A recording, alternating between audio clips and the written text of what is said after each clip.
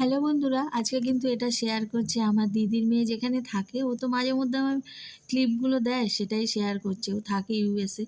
সেখানে দেখো জায়গাগুলো, এখানে যাওয়াটা আমাদের পক্ষে একটা স্বপ্নের মতো, কিন্তু যারা থাকে তাদেরও যে খুব আনন্দের সঙ্গে থাকে এমনটা নয়। কর্মসূত্রে থাকতে হয়, বাধ্য হয়ে তাই থাকা। তবে ওর বাড়িঘর যখন দেখায় আমার কিন্তু খুব ভাল লাগে, একদম স্বপ্নের মতো সাজানো সুন্দর করে। আর আমাদের প্রত্যেকেরই আমেরিকাই বলো, বিদেশি বলো, এই সম্বন্ধে যে একটা চিন্তা ভাবনা, সেটা খানিকটা এখানটা দেখে বুঝতে পারি। তবে ও যখন ওর অভিজ্ঞতার কথা আমাদের সঙ্গে শেয়ার করে তখন বুঝি ওখানে একটা বিশেষ করে ছোট একটা বাচ্চা নিয়ে থাকাটা কতটা কষ্টকর। তো এই দেখো বাইরেটা দেখা যাচ্ছে, জানলাগুলো তো আটকানো, বরফ পড়ছে বাইরে, গাড়িগুলো আর রাস্তাগুলো বরফে ঢেকে আছে।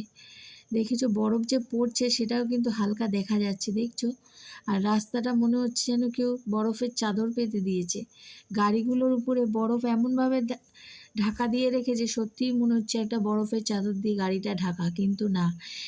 ও বলে এই বরফ সরিয়ে যারা থাকে জানে, যাদের আত্মীয় স্বজন আছে তারাও জানে, এই বরফের সব কিছু সরিয়ে তবে নিত্য প্রয়োজনীয় জিনিসপত্র বা বিভিন্ন দরকারি ওদের বেরোতে হয়। এগুলো সরিয়ে যে ওর ব্যালকনিতে এসে ও হাতটা পাচ্ছে দেখাবে বলে বরফ পড়ছে।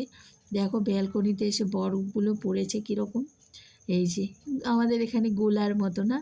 তাই বলছি ওখানে থাকাটা আমরা ভাবি খুব আনন্দের, খুব সুখের। সিনেমাতে বইতে আমরা এরকমই দেখি একটা, না, বাইরে বরফ। তো কষ্টকর তো বটেই। আজ আসি।